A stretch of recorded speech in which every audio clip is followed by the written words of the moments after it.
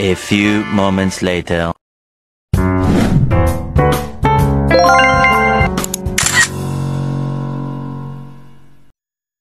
Assalamualaikum warahmatullahi wabarakatuh. Yang saya hormati dosen pengampu mata kuliah Manajemen Sumber Daya Hutan, Bapak Dr. Marwoto S. Hud MSI.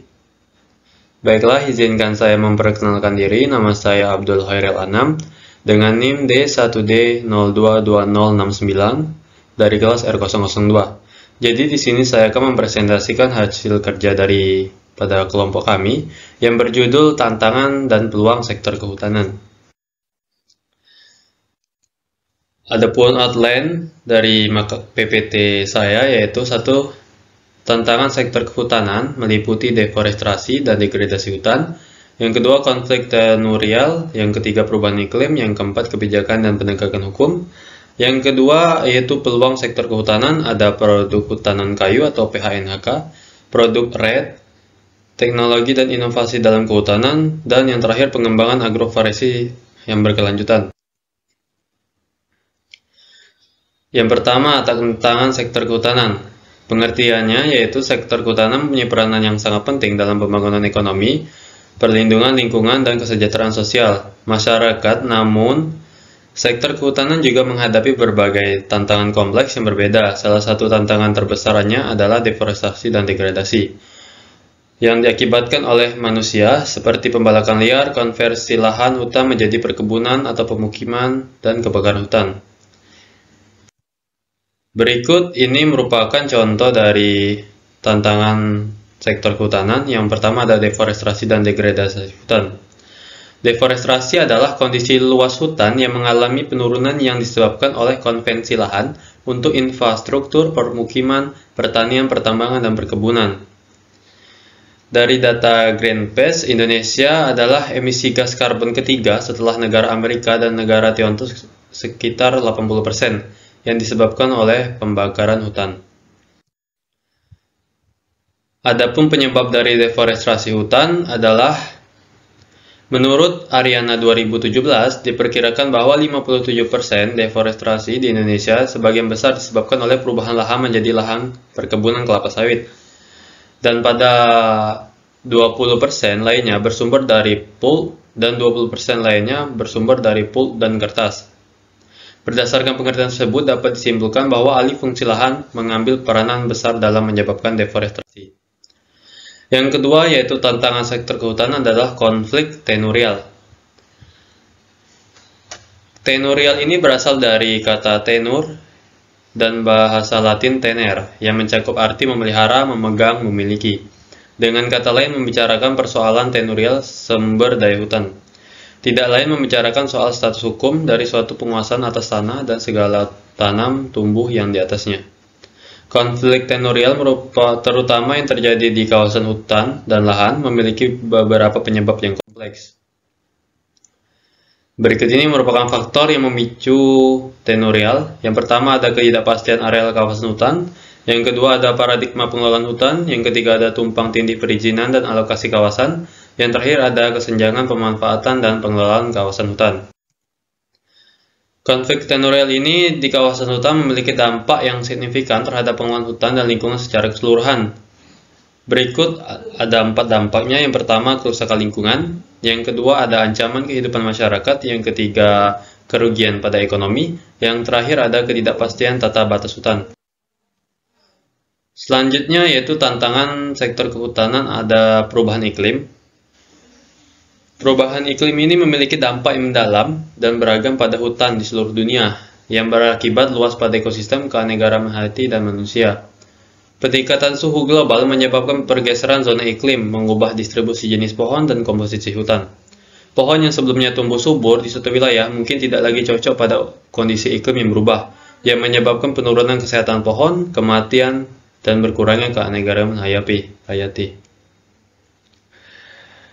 Dari daerah tropis, perubahan pola curah hujan dan suhu mengganggu siklus reproduksi dan pertumbuhan banyak spesies pohon, yang mengarah pada struktur hutan dan hilangnya spesies endemik.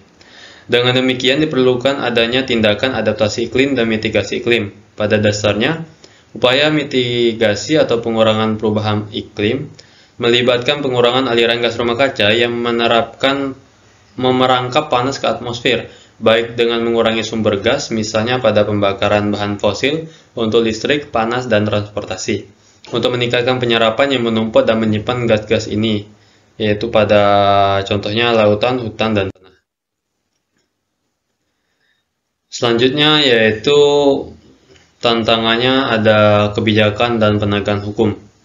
Kebijakan kehutanan saat ini menunjukkan bahwa meskipun terdapat berbagai upaya global dan nasional untuk melindungi hutan, masih banyak tantangan yang harus dihadapi. Kebijakan kehutanan modern umumnya berfokus pada konservasi, restorasi, dan pengelolaan berkelanjutan. Tetapi seringkali efektivitasnya terbatas oleh implementasi yang tidak konsisten dan lemahnya penegakan hukum.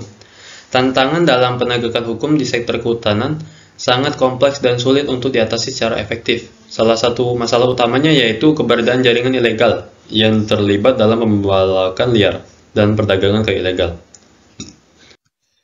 Selanjutnya yaitu ada peluang sektor kehutanan. Yang pertama ada PHNHK atau produk hutan non-kayu. Berikut adalah aspek yang menyoroti potensi ekonomi PHNHK. Yang pertama ada keanekaragaman produk. Keanekaragaman produk ini mencakup berbagai produk seperti rotan, bambu, damar, getah resin, minyak sirih, madu, buah-buahan, jamur, tanaman obat, dan lainnya. Produk-produk ini dapat digunakan dalam industri, termasuk makanan dan minumannya, obat-obatan, komestik, dan kerajinan tangan. Yang kedua ada nilai tambah dan diversifikasi. Yang ketiga ada kontribusi pada ekonomi lokal dan nasional. Yang keempat ada pengelolaan sumber daya yang berkelanjutan. Yang kelima potensi pariwisata dan penelitian dan inovasi. Secara keseluruhan, pengembangan dan pemanfaatan produk hutanan kayu memiliki potensi besar untuk mendukung perekonomian lokal dan nasional, menciptakan lapangan pekerjaan, meningkatkan kesejahteraan masyarakat, serta mendorong pelestarian hutan melalui praktik pengelolaan yang berkelanjutan. Ada dua pasar, yang pertama ada pasar global, yang kedua ada pasar domestik. Nah, untuk pasar global yaitu permintaan internasional yang tinggi. Yang kedua ada potensi ekspor yang luas. Yang ketiga sertifikasi dan standar internasional. Pasar domestik yaitu penggunaan lokal yang luas, kerajinan tangan dan industri rumah tangga, serta pariwisata dan ekowisata. Selanjutnya peluang dalam sektor kehutanan yaitu ada program REDD+, yaitu merupakan sebuah mekanisme yang bertujuan untuk mewujudkan perlindungan dan pengelolaan terhadap kelestarian hutan dengan cara memberikan insentif bagi negara-negara berkembang atas kontribusinya dalam mengusahakan segala upaya untuk melawan perubahan iklim.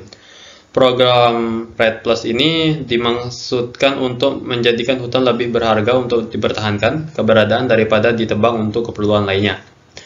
Hal tersebut direalisasikan dengan menciptakan suatu nilai finansial terhadap karbon yang tersimpan di perpohonan, yang mana karbon tersebut dapat dihitung dan negara-negara maju diwajibkan membayar karbon offset kepada negara berkembang yang berhasil mempertahankan tegakan hutan di wilayahnya. Manfaat finansial serta lingkungan dari REDD. Manfaat finansialnya yaitu REDD memberikan insentif finansial kepada negara-negara yang berhasil mengurangi deforestasi dan degradasi hutan. Yang kedua, pertumbuhan ekonomi. Dengan melestarikan hutan, REDD dapat berkontribusi terhadap pertumbuhan ekonomi lokal melalui pengelolaan hutan lestari dan menciptakan lapangan kerja di bidang konservasi dan hasil hutan lestari. Adapun manfaat lingkungan dari REDD+, yaitu penyerapan karbon. Yang kedua, konservasi keanekaragaman hayati. Yang ketiga, peningkatan pengelolaan hutan. Yang keempat, peningkatan ketahanan iklim. Selanjutnya, teknologi dan inovasi dalam kehutanan. Yang pertama ada penggunaan teknologi GIS, dan penginderaan jauh. Manfaatnya mencakup peningkatan komunikasi dan efisiensi, serta manajemen dan pengambilan keputusan yang lebih baik. Sistem informasi geografis atau GIS adalah sistem yang membuat atau mengelola, menganalisis, serta memetakan semua jenis data. Yang kedua ada inovasi dalam praktik kehutanan berkelanjutan, meliputi kehutanan 4.0. Kehutanan 4.0 adalah sistem pengelolaan hutan berbasis teknologi yang kontekstual, saling terhubung dan otomatis. Yang kedua ada Reduced Impact Logging atau RIL, adalah praktik penebangan yang lebih berkelanjutan yang fokus pada pengurangan dampak lingkungan dan sosial dari penebangan. Yang ketiga ada inovasi pengelolaan lahan gambut. Inovasi ini melibatkan penggunaan teknologi untuk mengelola lahan gambut secara berkelanjutan. Yang keempat ada pengelolaan hutan mangrove. Pengelolaan hutan mangrove yang lebih berkelanjutan dapat dilakukan dengan menggunakan inovasi seperti pemanen hutan yang berkelanjutan dan pemanfaatan jenis komersial dengan nilai tinggi seperti merbau.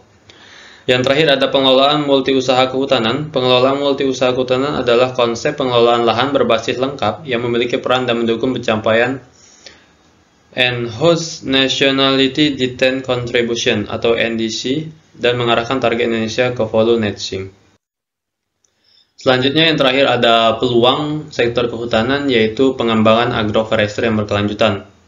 Agroforestry ini merupakan cabang ilmu yang dinamis dan sering disebut sistem wana tani sederhana.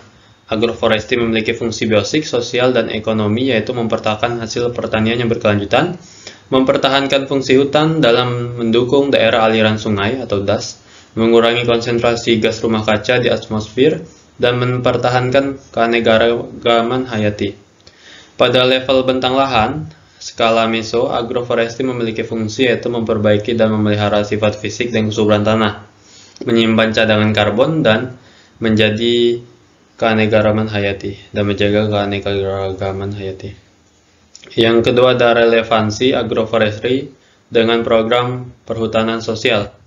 Perhutanan sosial, hutan kemasyarakatan, hutan serbaguna, forest farming, dan eco farming beberapa contoh definisi agroforestry yang berkembang di masyarakat.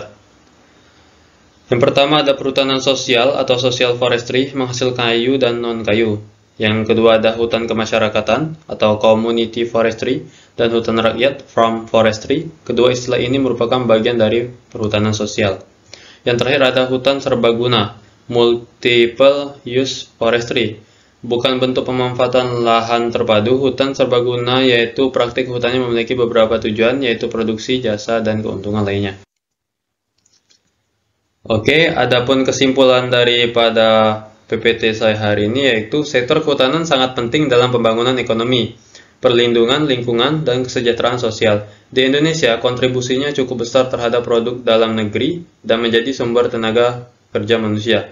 Hutan juga berfungsi sebagai ekosistem, menyediakan berbagai jasa ekonomi ekosistem, seperti penyerapan karbon, polusi udara, dan perusakan habitat.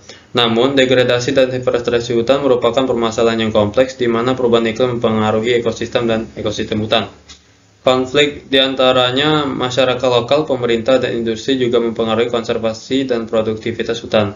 Sektor kehutanan juga menawarkan sumber daya untuk pembangunan berkelanjutan seperti program REDD+, yang memberikan insentif finansial bagi negara-negara yang mengurangi deforestasi dan serta penggunaan teknologi dan inovasi dalam pengelolaan hutan. Dan memahami tantangan dan sumber daya ini dapat membantu sektor kehutanan berkontribusi secara optimal terhadap perkembangan secara berkelanjutan. Sekian presentasi dari saya. Apabila ada salah kata saya mohon maaf.